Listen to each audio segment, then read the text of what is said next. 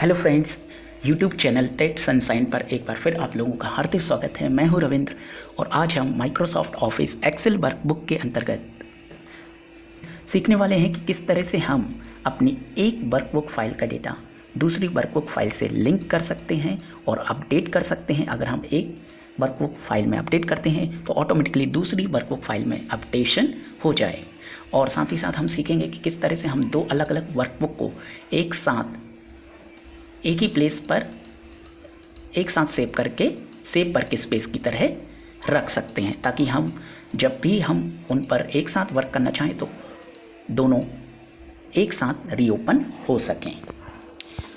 तो चलिए सबसे पहले हम सीखते हैं कि किस तरह से हम अपनी एक वर्कबुक फाइल का डेटा दूसरी वर्कबुक में अपडेट कर सकते हैं। यहाँ पर मैंने दो वर्कबुक अलग अलग ओपन करके रखी हैं, बुक 1 और बुक 2। अब मुझे अपने इस डेटा में कुछ अपडेशन करना है। सपोज़ यहाँ पर मुझे करण और लक्ष्मण दिया हुआ है और उन दोनों की सेल्स दी हुई हैं। मुझे इन्हीं दोनों में अपडेशन करना है। मुझे यहाँ पर करण की जगह लक्ष्मण प्लेस करना है और लक्ष्मण की जगह करण, जिससे कि इन दोनों पर मैं कुछ करेक्शन कर सकूँ। तो यहाँ पर ये जो नेम का रेंज है, मुझे इसको बुक 2 में लिंक करवाना पड़ेगा। तो अब इसको किस तरह से हम बुक 2 में लिंक करवा सकते हैं, इसके लिए मैं अपनी बुक 2 की जो नेम की रेंज है उसको मैं डिलीट कर देता हूँ और यहाँ से इक्वल बटन प्रेस करना है। पर्टिकुलर रेंज लाने के लिए, नेम रेंज लाने के लिए बुक 1 की, तो मैंने इक्वल का साइन लगाया और यहाँ से बुक 1 का डेटा मैंने सिलेक्ट किया, नेम डेटा, और एंटर प्रेस किया।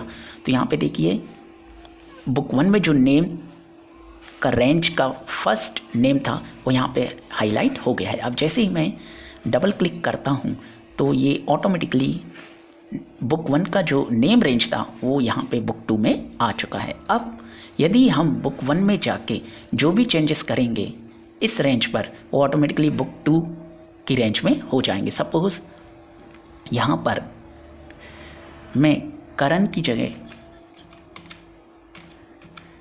लक्ष्मण प्रेस कर रहा हूँ और यहाँ पर लक्ष्मण की जगह करण। और अब जैसे ही हम बुक 2 में जाते हैं तो यहाँ देखिए सक्सेसफुली बुक 2 में भी अपडेट हो चुके हैं वो दोनों नाम। तो फ्रेंड्स, इस तरह से हम सक्सेसफुली बुक 1 से बुक 2 में अपने डेटा को अपडेट करा सकते हैं। अब हम सीखते हैं कि किस तरह से हम दो अलग अलग वर्कबुक को एक साथ एक ही प्लेस पे सेव करके रख सकते हैं। हमें दोनों को अलग अलग सेव करने की ज़रूरत नहीं है।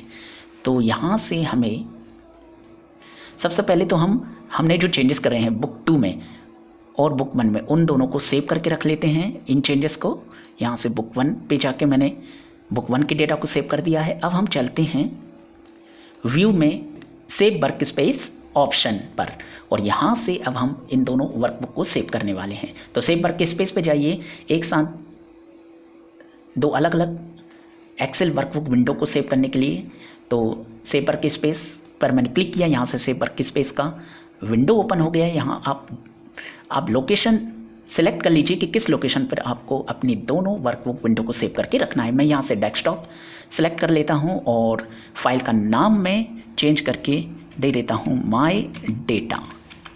और यहाँ से टाइप आप ज़रूर ध्यान में रखिएगा, वर्क स्पेस आपका टाइप होना चाहिए और यहाँ से सेव पर क्लिक कर दीजिए।